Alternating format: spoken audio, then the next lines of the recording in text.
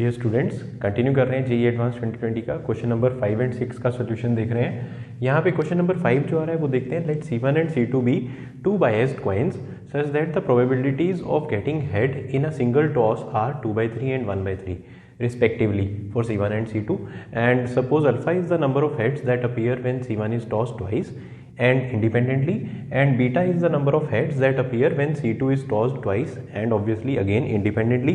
Then the probability that roots of the quadratic polynomial x square minus alpha x plus beta are real and equal.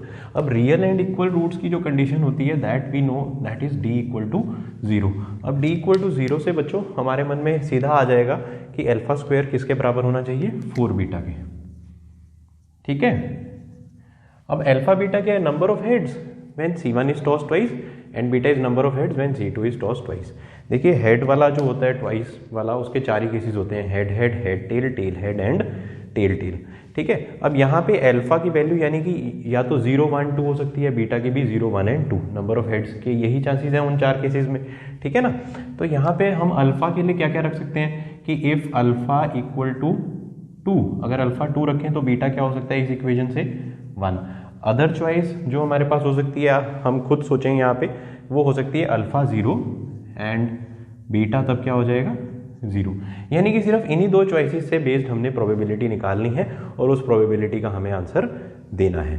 ठीक है, तो इससे जो probability आई that is equal to, इस case में जो प्रोबेबिलिटी आ रही है दैट इज 2 हेड्स, है ना, एंड हेड की क्या है, अगर हम अल्फा देखें, alpha is on the first coin, तो उसमें 2/3 है। ठीक है ना, and it will be independence में क्या होता है, इंडिपेंडेंस में हम सिंपली मल्टीप्लाई कर देते हैं प्रोबेबिलिटीज को, तो it will be 2/3 into 2/3 and beta is 1, तो दूसरे में हेड आने का प्रोबेबिलिटी 1/3 है, और फिर टेल आने का कितना हो जाएगा 2/3, क्योंकि बीटा भी हमने कितनी बार उछाला है, 2 बार उछाला है ना, ट्वाइस, दोनों हमारे कितने हैं यहाँ पे ट्वाइस। ठीक है ना, एंड ऑब्वियसली ये हमारा मल्टीप्लाई बाय 2 हो जाएगा, क्योंकि फर्स्ट पे हेड फिर टेल या रिवर्स भी हो सकता है, टेल एंड हेड। तो ये फर्स्ट केस की प्रोबेबिलिटी है, एंड प्लस दूसरे केस की जो प्रोबेबिलिटी आ रही है वो मैं इधर ऐड कर देता हूँ, दैट इज दोनों में कोई भी हेड नहीं आ रहा है। अब पहले में हेड अगेन 2/3, तो नॉन हेड की क्या हो जाएगी बच्चों प्रोबेबिलिटी 1/3, तो इट विल बी 1/3 का स्क्वायर, एंड सिमिलरली दूसरे में नॉन हेड दोनों बार आए तो 1/3 का 1 में से सब्ट्रैक्ट कर लो 2/3, तो इट विल बी 2/3 का स्क्वायर। अब बस हमें सिंपली इन प्रोबेबिलिटीज को ऐड करना है और हमारा आंसर आ जाएगा। So this is 16/81 and this is 4/81। Answer turns out to be 20/81। So I can rate this question as somewhere around easy to moderate, so fairly a good question. Thank you. Next question देख रहे हैं, question number 6 from JEE advance 2020 paper 1। Consider all the rectangles lying in the region XY, ordered pair दिया हुआ है XY belongs to real cross real, and यहाँ दिया हुआ है x 0 से π/2 के बीच में, और y दिया हुआ है simple 2 sin 2x। Sine x का फंक्शन है, ग्राफ ऑब्वियसली बच्चों को पता होता है, एंड 2x का ग्राफ उससे डबल स्पीड पे चलता है बेसिकली।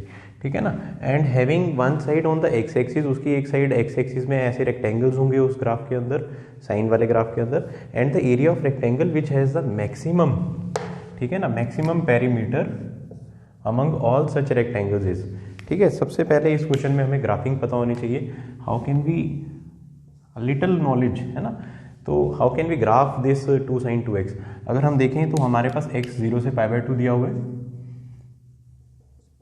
अब π/2 पे 2x की वैल्यू कितनी बन जाएगी पाई, और साइन पाई पे अपनी पूरी कंप्लीट वेव बना लेता है। ठीक है, अबव x एक्सिस, एंड यहाँ पे 2 sin 2x है तो इसकी वैल्यू हमारे पास, ठीक है बच्चों, तो पॉजिटिव में 2 तक जाएगी, and we can say the complete wave look like this, and इसका जो वेव का मैक्सिमम वैल्यू आया होगा दैट विल बी एट π/4। π/4 अगर x की जगह लगाएं तो साइन π/2, वहाँ पे साइन मैक्सिमम होता है, ऑलराइट। एंड यहाँ पे हमें area of rectangle which has maximum perimeter, अब इसके अंदर रेक्टेंगल फिट करना था। अब रेक्टेंगल मान लीजिए अगर हम किसी भी प्रकार ऐसा एक रेक्टेंगल फिट कर देते हैं, ठीक है, क्योंकि उन्होंने बोला है कि उसकी एक साइड किस पे है, x एक्सिस पे, तो रेक्टेंगल इसी तरह से फिट होगा। तो इसमें नेक्स्ट चीज़ हमें ये एनालाइज करनी थी कि इस रेक्टेंगल का पेरीमीटर हमें क्या करना है, मैक्सिमम करना है। ठीक है। पेरीमीटर के लिए हमें इस रेक्टेंगल की साइड्स फिक्स करनी होंगी, तो how can we fix the side? Let's say कि ये वर्टेक्स जो है दिस इज अल्फा कॉमा 0।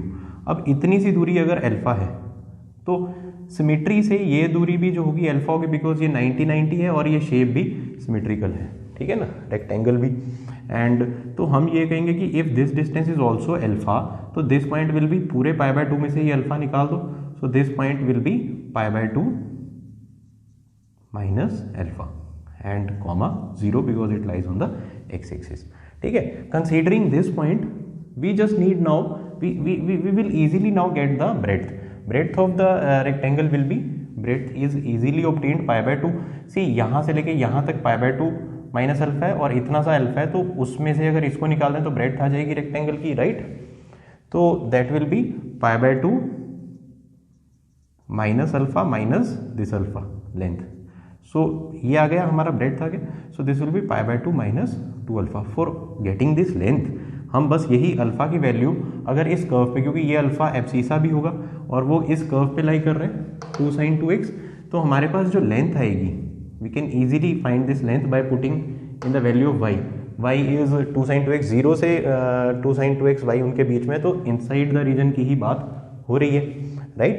तो हमारे पास जो लेंथ आ जाएगी that is 2 sin 2 alpha. Simply मैंने बच्चों अल्फा पुट करा है 2 sin 2x में, ठीक है। y का वैल्यू आ गया, y will signify this length, alright.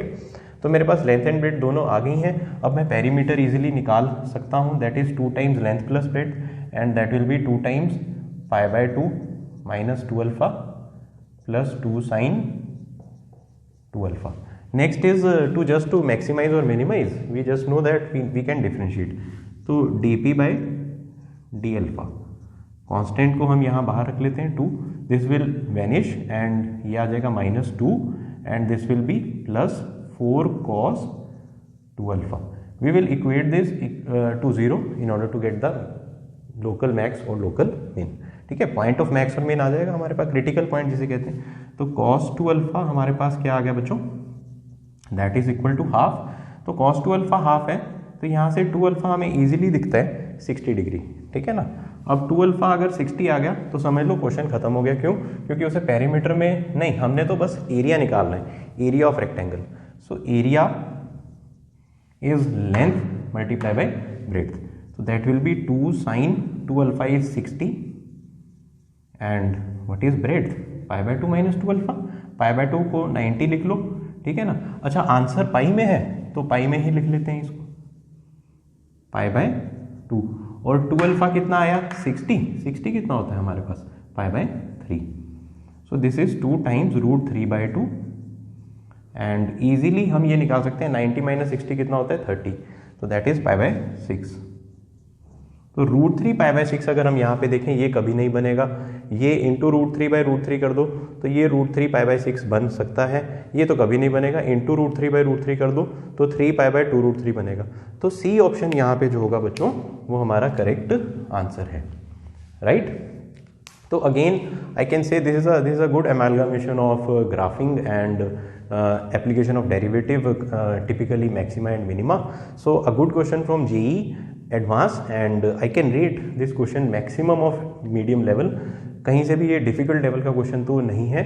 and thank you kids.